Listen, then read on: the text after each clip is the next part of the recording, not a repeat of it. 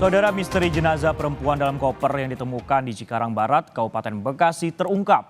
Saat pelaku dan korban masuk ke dalam kamar hotel di kawasan Bandung, Jawa Barat terekam kamera pemantau. Pelaku berhasil ditangkap di rumah keluarga istrinya di Palembang, Sumatera Selatan.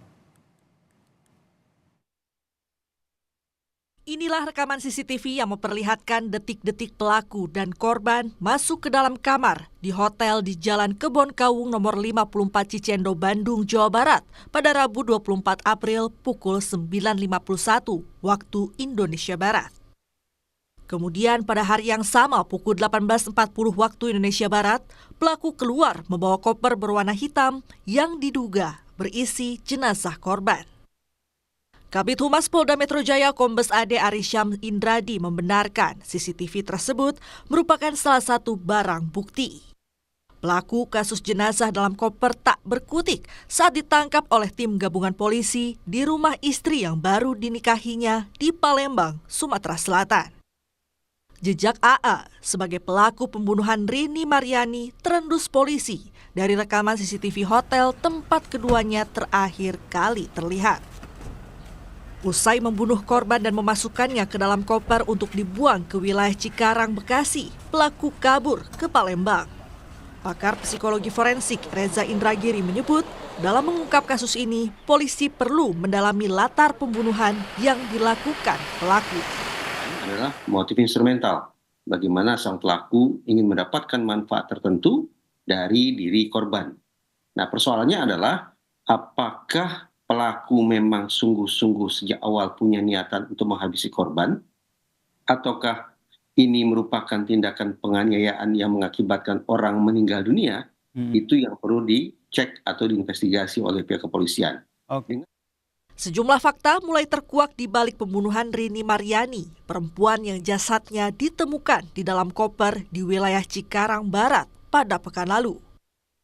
Berdasarkan hasil penyidikan sementara, korban merupakan kasir dan pelaku adalah auditor internal perusahaan. Fakta lain yang ditemukan penyidik, setelah membunuh korban, tersangka menggasak uang sebesar 43 juta rupiah milik perusahaan yang hendak disetorkan ke bank oleh korban. Kemudian korban itu kan membawa sejumlah uang yang akan rencana disetorkan ke bank. Uang itu adalah uang perusahaan. Uang itu juga diambil oleh tersangka. Korban infonya sebagai kasir dan tersangka sebagai auditor ya di perusahaan yang sama, cuma berbeda cabang. Sebelumnya, pada Kamis pekan lalu, jasad korban yang berusia 50 tahun ditemukan dalam sebuah koper di wilayah Cikarang, Bekasi, Jawa Barat. Tim Liputan, Kompas TV. Lebih jelas terkait kasus ini kita tanyakan kepada jurnalis Kompas TV Taufik Redi di Polda Metro Jaya. Bagaimana untuk perkembangan terbaru jenazah di dalam koper? Taufik, selamat siang. Apakah ada hubungan antara korban dan pelaku terkait masalah pembunuhan dalam koper ini, Taufik? Ya, Sisko dan juga saudara, memang berdasarkan keterangan yang kami dapatkan dan tadi baru saja selesai konferensi pers dari tim gabungan Polda Metro Jaya, Polres Metro Bekasi dan juga Polsek Cikarang Barat, memang hubungan antara pelaku ataupun tersangka dengan korban ini sebelumnya adalah merupakan hubungan profesional. Namun sejak beberapa bulan yang lalu, tepatnya sekitar pada bulan Desember 2023 ini, memang korban dan juga tersangka ini sudah melakukan hubungan secara lebih dekat gitu, kurang lebih ataupun berkencan sejak bulan Desember.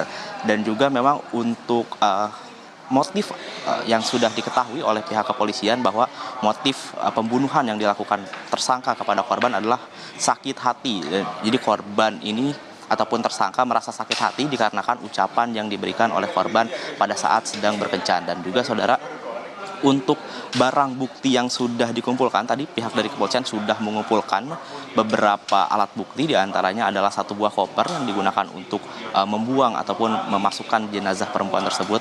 Lalu juga ada mobil, uang kurang lebih sekitar 36 juta rupiah, dan juga pakaian saat dilakukan proses pembunuhan.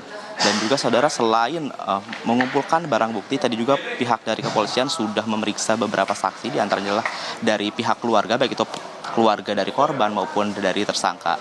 Selain juga dari keluarga, pihak kepolisian juga sudah memeriksa saksi-saksi dari perusahaan maupun dari pihak hotel. Dan setelah memeriksa saksi dan mengumpulkan barang bukti, pihak dari kepolisian juga mengetahui ataupun menjelaskan bagaimana kronologi terjadinya pembunuhan.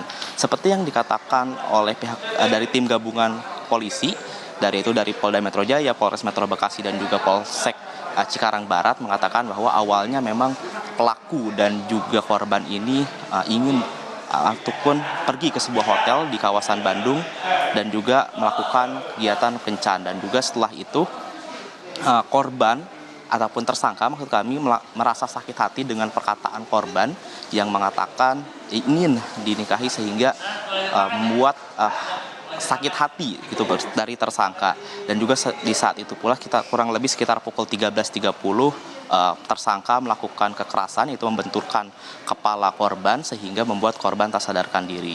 Setelah korban tidak sadarkan diri, tersangka ini keluar membeli koper dengan ukuran yang besar, dan setelah memberi koper, tersangka pun menghubungi adiknya. Jadi seperti yang saya sampaikan tadi, saya lupa menyampaikan saudara bahwa untuk kasus ini ada tambahan tersangka, itu ada 2 tersangka. Yang pertama adalah tersangka utama, yaitu sebagai kakaknya, dan juga tersangka kedua adalah adik dari korban. Dan setelah memasukkan jenazah ke dalam koper, tersangka utama ini menghubungi tersangka kedua, yaitu adik korban, untuk membawa ataupun membuang koper ke daerah Kalimalang, ke daerah kawasan Kalimalang, itu di daerah Cikarang Barat, Kabupaten Bekasi, Jawa Barat. Dan juga setelah membuang koper, pelaku ini ataupun tersangka ini pergi ataupun kabur ke kediamannya di Palembang, Sumatera Utara. Dan untuk saat ini saudara, untuk tersangka sendiri ini terancam ada 3 pasal berlapis, diantaranya pasal 338 dan juga pasal 339, yaitu adalah pasal pembunuhan yang kurang lebih ancaman pidananya adalah 15 sampai dengan 20 tahun penjara.